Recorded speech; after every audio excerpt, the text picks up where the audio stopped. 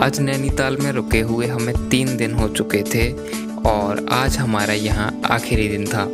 हमने प्लान किया था कि कैंची धाम और भीमताल होते हुए आज घर के लिए चल पड़ेंगे, लेकिन प्रकृति को कुछ और ही मंजूर था। तो गैस होटल से तो बाहर आ गए हैं और यहाँ पे अब बारिश शुरू हो गई है काफ़ी तेज़। लगभग हमको आधा घंटा तो होटल में ही वेट करना पड़ा। बारिश बहुत तेज़ हो गई है और हम देख भी चुके हैं थोड़े बहुत। तो यार सारा प्लान खराब होने वाला है मुझे लग रहा है। हम सोच रहे थे कि कैंची धाम जाएंगे, अब वहाँ के लिए कोई अभी हमको बस वगैरह भी नहीं मिल रही है और होटल से भी हम बाहर आ गए हैं, वहाँ से भी हमने चेकआउट कर दिया है। तो अभी तो सारी चीज़ें गड़बड़ा गई हैं। नैनीताल में आज मौसम ने करवट बदल ली थी। आज सुबह से ही बादल पूरे जोर शोर से बरस रहे थे। तो हमने अभी बस पकड़ी है भवाली के लिए। यहाँ से 11 किलोमीटर है। बारिश अभी बहुत ज़्यादा तेज़ हो रही है। एक ऑप्शन था हमारे लिए कि हम घर जाएं, बट बस घर के लिए अभी नहीं है। तो हमने सोचा तब तक कैंची धाम घूम के आते हैं। बारिश है कोई बात नहीं, थोड़ा बहुत भीग जाएंगे या फिर जो भी है। तो अभी हम निकल पड़े हैं भवाली के लिए और फिर वहाँ से आपको एक गाड़ी या फिर टैक्सी बुक करनी पड़ेगी। और यहाँ पे 2 दिन का बारिश का अलर्ट है। बारिश 2 दिन तक रहेगी। पहाड़ों पर बारिश के मौसम में ट्रैवल करना काफ़ी ज़्यादा जोखिम भरा होता है, क्योंकि यहाँ सड़कों पर लैंडस्लाइडिंग बहुत ज़्यादा मात्रा में होती है। लेकिन आज हमें कैंची धाम और भीमताल का सफ़र भी तय करना था, तो हमने सभी मुश्किलों को किनारे करते हुए उत्तराखंड परिवहन की बस पकड़ी और बैठ गए नैनीताल से भवाली के लिए। नैनीताल से भवाली की दूरी 11 किलोमीटर है, जो कि हमने लगभग आधा घंटे में तय कर ली थी। ये सफ़र काफ़ी ज़्यादा रोमांचक रहा। यहाँ ऊंचे ऊंचे पहाड़ थे, उन पर बारिश हो रही थी और ये हमारे लिए एकदम नया एक्सपीरियंस था। मन बहुत ज़्यादा खुश हो रहा था और जो वादियाँ थी वो एकदम हरी भरी और खूबसूरत लग रही थी। तो गैस अभी हम भवाली पहुँच गए और यहाँ से आपको जाना है कैंची धाम। तो एक और गाड़ी देखनी पड़ेगी या बस जो भी मिल जाए। अब देखते हैं। बारिश यहाँ थोड़ी हल्की है, कम हो गई है। भवाली से हमने एक प्राइवेट बस पकड़ी जो हमें कैंची धाम तक लेकर जा रही थी। भवाली से कैंची धाम की दूरी लगभग 8 किलोमीटर है। कैंची धाम के नज़ारे बेहद खूबसूरत थे।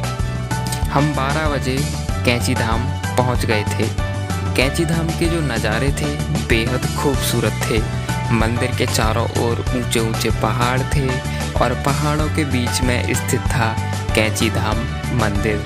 मंदिर के किनारे एक खूबसूरत सा झरना बह रहा था, जिसकी आवाज़ हर किसी का ध्यान अपनी ओर खींच रही थी। कैंची धाम मंदिर का निर्माण श्री नीम करोली बाबा, जिनको महाराज जी के नाम से भी जाना जाता है, उन्होंने करवाया था। 12 बज गए और कैंची धाम मंदिर पहुँच गए हैं।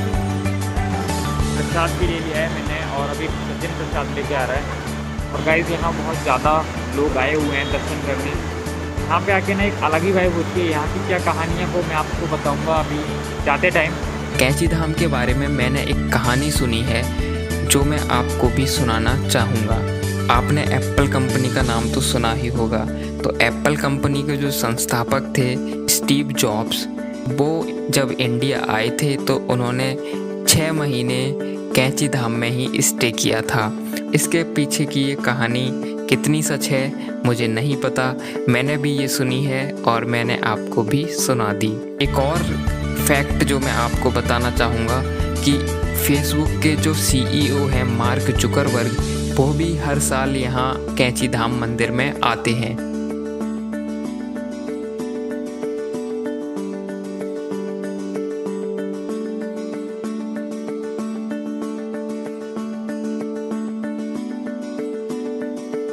तो नीम करोली महाराज जी के दर्शन हमने कर लिए। मंदिर में आके एक अलग सी ही वाइब होती है। बहुत ज़्यादा पॉजिटिव फील होता है यहाँ पे। बहुत अच्छा मंदिर है। अगर नैनीताल वगैरह आ रहे हैं तो यहाँ पे भी आइए, बहुत अच्छी जगह है। हल्की हल्की बारिश फिर से शुरू हो गई है। यहाँ आने का क्या रूट है और कैसे आ सकते हैं वो मैं आपको वीडियो के लास्ट में बता दूँगा, अगर आप यहाँ पर आना चाहते हैं तो। कैंची धाम में नीम करोली बाबा के दर्शन के बाद हमने भीमताल के लिए गाड़ी पकड़ ली थी। कैंची धाम से भीमताल की दूरी लगभग 22 किलोमीटर थी और रास्ते काफ़ी घुमावदार थे। यहाँ की सड़कें काफ़ी अच्छी थीं और दोनों ओर पेड़ों से घिरे हुए पहाड़ थे जो काफ़ी ज़्यादा सुंदर लग रहे थे। हम 40 मिनट सफ़र तय करने के बाद भीमताल पहुंच गए थे। कैंची धाम होते हुए हम आ गए हैं सीधे भीमताल, जो कि लगभग वहाँ से पड़ता है 20 किलोमीटर के आसपास। और नज़ारे यहाँ के भी खूबसूरत हैं। यहाँ से शुरू होता है और वहाँ तक पूरा भीमताल है। और वो देखो, इसमें बतख भी हैं, काफ़ी सारी मछली इसमें भी हैं। कुछ सिमिलर लगता है जैसे नैना लेक की तरह, बट उससे ये थोड़ा सा छोटा है ये भी काफ़ी सुंदर। इधर भी पहाड़ हैं और इधर भी पहाड़, सामने कुछ बिल्डिंग्स वगैरह बनी हुई हैं और कुछ लोग बोटिंग भी कर रहे हैं। तो वो बोटिंग उधर साइड होती है, हम अभी इसके दूसरी साइड हैं। तो बारिश भी हो रही है हल्की हल्की, तो अभी हम मुश्किल है कि बोटिंग करें। और इस भीमताल के पीछे की जो कहानी है वो ये है कि तो ये जो ताल है वो भीम ने बनाया था। ऐसे इसके पीछे की कुछ स्टोरी है, अच्छे से मुझे पता नहीं है स्टोरी चाहे जो भी हो, बट देखने में काफ़ी अच्छा है और नज़ारे यहाँ भी बहुत सुंदर हैं। बस एक ही कमी है कि यहाँ पे हल्की हल्की बारिश हो गई है शुरू, तो बोटिंग करने में दिक्कत होगी। वहाँ लोग अभी भी फिर भी बोटिंग कर रहे हैं। हालत टाइट हो गई है, गाड़ी में सफ़र करते करते अब बहुत ज़्यादा थक गए हैं। अब शायद हमको घर चलना चाहिए यहाँ से। अब हम यहाँ से सीधे बस पकड़ेंगे हल्द्वानी के लिए और बस 10-20 मिनट में निकल जाएंगे। अब हमें घर पहुंचना था, तो भीमताल से हमने एक कार रेंट की जो कि हल्द्वानी तक जा रही थी। नैनीताल से जाते समय मन थोड़ा भारी भारी हो रहा था। सच कहूँ तो यहाँ की खूबसूरती ने मन मोह लिया था। बस यही सोच रहा था कि काश मेरा भी यहाँ एक घर होता। मैं भारी मन से यहाँ की वादियों को निहारते हुए गुड बाय कह रहा था और खुद को दिलासा दिला रहा था कि मैं फिर वापस आऊँगा। तो दोस्तों, ये रहा मेरा नैनीताल का सफ़र, जो मेरे लिए बहुत सारी चीज़ें सिखा गया और एक नया एक्सपीरियंस, एक नया अनुभव मैंने इन 3 दिनों में किया। अगर आपको ये वीडियो पसंद आई हो तो लाइक कर देना और हमारा चैनल सब्सक्राइब कर लेना। अब आपको मिलेंगे ऐसे ही किसी एक नए ब्लॉग में। So thanks for watching, bye.